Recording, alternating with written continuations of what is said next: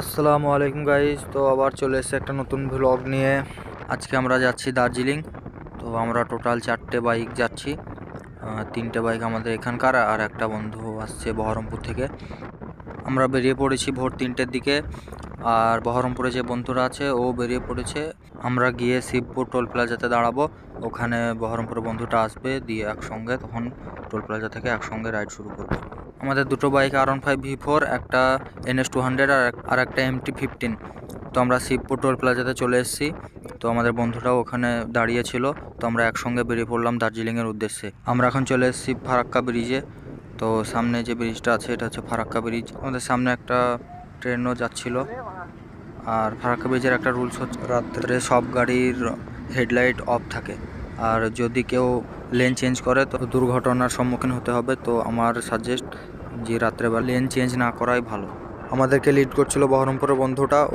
ওর হচ্ছে MT-15 bike, তারপরে NS200, তারপরে R15V4, তারপরে আবার আমরা অনেকক্ষণ রাইড করার পর সবাই একটু ক্লান্ত হয়ে গেছিলো। তো আমরা একটা লোকেশন দেখে সবাই একটু রেস্ট নিয়ে নিলাম। আর পাশের জমিতে চা বাগানও ছিল। এটা হচ্ছে শিলিগুড়ি ঢোকার আগে। আমরা শিলিগুড়ি পেরিয়ে চলে এসেছি। আর সামনে যে রাস্তাটা আছে ডান দিকে, এটা হচ্ছে দার্জিলিং যাওয়ার রাস্তা। যারা আগে এসো তারা সকলেই চিনতে পারবে। Welcome to Darjeeling department of tourism. তো সামনে এটা টোল প্লাজা। এখানে পার বাইক 10 টাকা করে লেগেছিল দার্জিলিং যাওয়ার জন্য। প্রথমবার পাহাড়ের রাস্তায় গাড়ি চালাচ্ছিলাম, তো ভয়ও লাগছিল, আবার দারুণ মজাও লাগছিল। তো দেখো ভিউটা, শুধু দেখো তোমরা। আর অসাধারণ ভিউ, চারিদিকে সবুজ পাহাড় আর একদম খাড়া রাস্তা।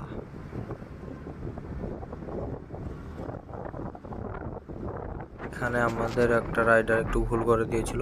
সামনে একটা গাড়ি যাচ্ছিল আর একদম খাড়া টার্নিং, তো গিয়ার কমাতে ভুলে গিয়েছিল, তো তার জন্য দাঁড়াতে হলো।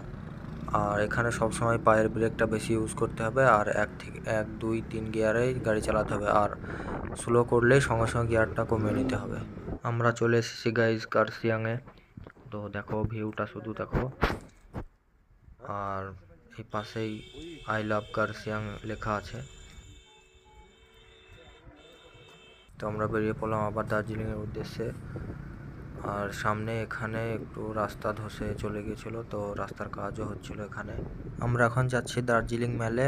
তো সবাই সারাদিন রাইড করে অনেক ক্লান্ত, আর প্রচুর ঠান্ডা, সবার হাত পা একদম জমে গেছে। তো ওখানে গিয়ে একটা হোটেল রুম দেখে ওখানে স্টে করব। আমরা মেলে এসে একটা হোটেল রুম রেন্ট করে নিই।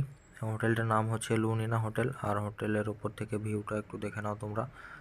তো সবাই একটু ফ্রেশ ট্রেশ হয়ে, আমরা প্রচুর খিদে লেগেছিলো আমাদেরকে, তো বাইরে এসে খাওয়া দাওয়া করে একটু মেল রোডটা একটু ঘুরলাম। আর এখানে একটু আগুন জ্বলছিল, তাই আমরা একটু হাত পা সেঁকে নিলাম। আর গাইজ প্রচুর ঠান্ডা ছিল, প্রচুর।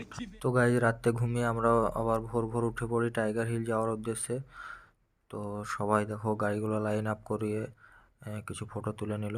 আমাদের ইচ্ছা ছিল বাইক নিয়েই টাইগার হিল যাওয়া, কিন্তু হলো না।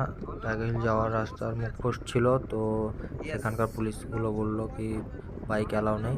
তো আমাদের কিছু করার ছিল না, সেহেতু আমরা ওখানে 4 চাকা ভাড়া করে নিলাম। পার হেড আমাদের 300 টাকা করে লেগেছিল।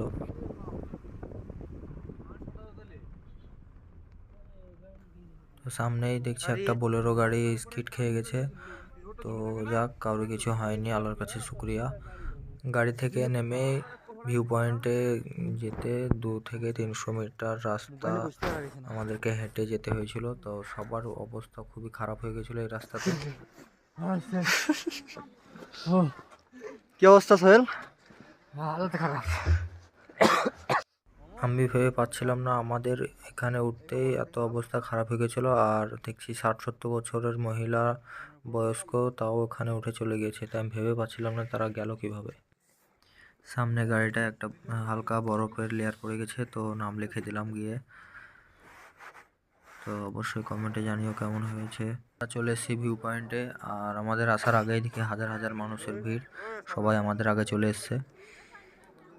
তো সামনে এটা হচ্ছে কাঞ্চনজঙ্ঘা, দেখতে দারুণ লাগছিল, অনুভবটা একদম পুরাই আলাদা। তো দেখো ভিউটা, শুধু দেখো তোমরা। আর এবার সূর্য উঠে যাবে গাইজ। তো দেখো পুরো সূর্যটা কিভাবে উঠলো।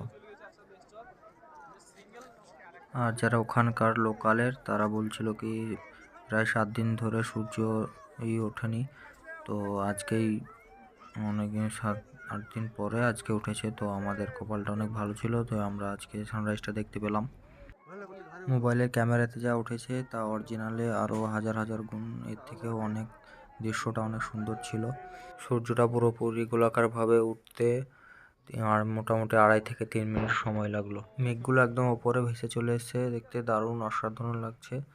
আমরা যখন প্রথম গিয়েছিলাম তখন কিন্তু মেঘগুলো অনেক নিচে ছিল, তারপর সূর্য ওঠার পরে একদম মেঘগুলো একদম ওপরে উঠে চলে এসছে। তারপর অনেক খিদে লেগে যায়, তো এখানে একটা ম্যাগি স্টল ছিল, তো এখানে ম্যাগি খেলাম। তো গাইজ আজকের ভিডিও এখানেই শেষ। ভালো লাগলে অবশ্যই লাইক, কমেন্ট, শেয়ার এবং সাবস্ক্রাইব করে দেবে, আর ফেসবুক থেকে দেখলে ফলো করে দেবে। আর আগামীতে আরও ভালো ভালো ভিডিও আসছে, তো ভিডিওটি সব বন্ধুদের সঙ্গে শেয়ার করে দাও।